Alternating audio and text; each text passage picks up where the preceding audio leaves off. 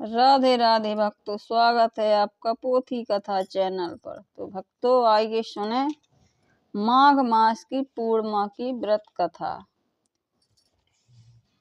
माघ मास की पूर्णिमा इस बार 12 फरवरी दिन बुधवार 2025 को पूर्णिमा है। हिंदू पंचांग के अनुसार यह माघ मास की अंतिम तिथि है। अगले दिन यानी 12 फरवरी से फागुन मास शुरू हो जाएगा। इस पूर्णिमा को माघी पूर्णिमा कहा जाता है।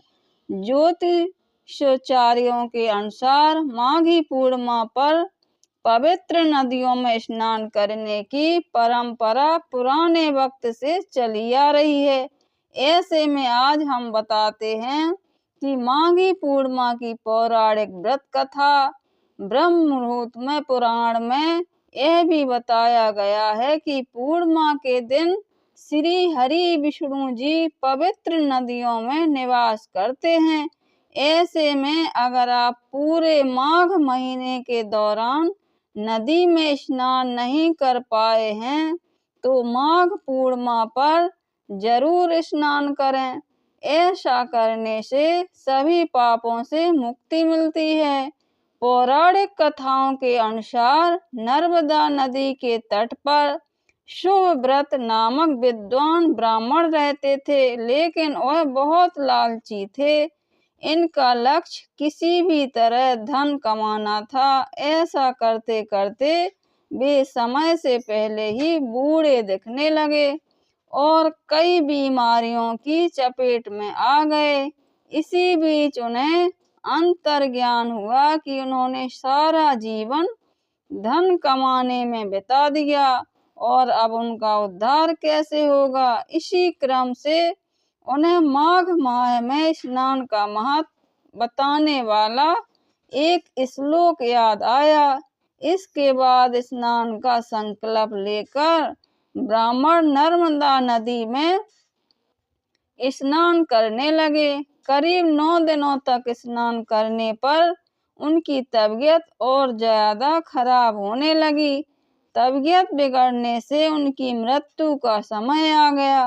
वे सोच रहे थे कि जीवन में कोई सत्कार न करने के कारण उन्हें नरक का दुख भोगना पड़ेगा, लेकिन वास्तव में मात्र 9 दिनों तक माघ मास में स्नान करने के कारण उन्हें मोक्ष की प्राप्ति हुई। अब आइए भक्तों दूसरी कथा सुने, माघ पूर्णिमा की व्रत कथा। एक अन्य पौराणिक कथा के अनुसार कांतिका नगर में धनेश्वर नाम का ब्राह्मण निवास करता था। वह अपना जीवन निर्वाह दान पर करता था। ब्राह्मण और उसकी पत्नी के कोई संतान नहीं थी।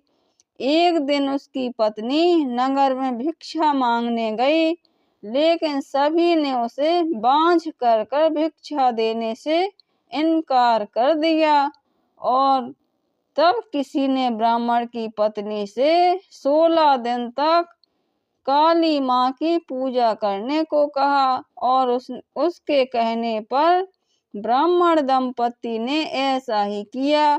उनकी आराधना से प्रसन्न होकर माँ काली प्रकट हुई और उस ब्राह्मण की पत्नी को गर्भवती होने का वरदान दिया और कहा कि अपने सामर्थ्य अनुसार तुम हर पूर्णिमा को एक दीपक जलाओ।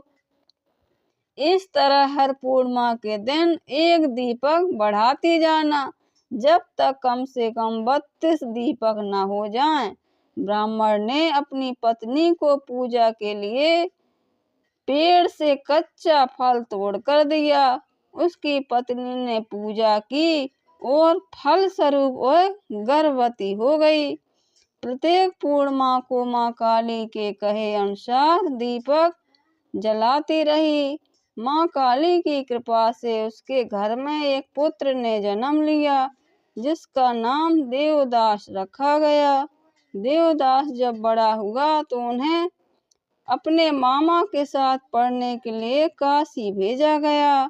वहां पर एक दुर्घटना घटी जिसके कारण धोखे से देवदास का विवाह हो गया।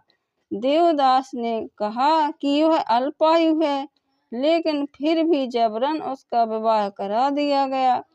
कुछ समय बाद देवदास के प्राण लेने आए, लेकिन ब्राह्मण दंपति ने पूजा का व्रत रखा था, इसलिए काल भी उसका कुछ नहीं बिगाड़ पाया।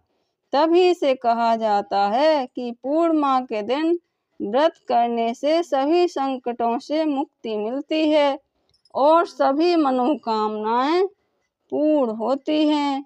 जय बोलो विष्णु भगवान की जय। प्लीज़ माय चैनल सब्सक्राइब और लाइक करें।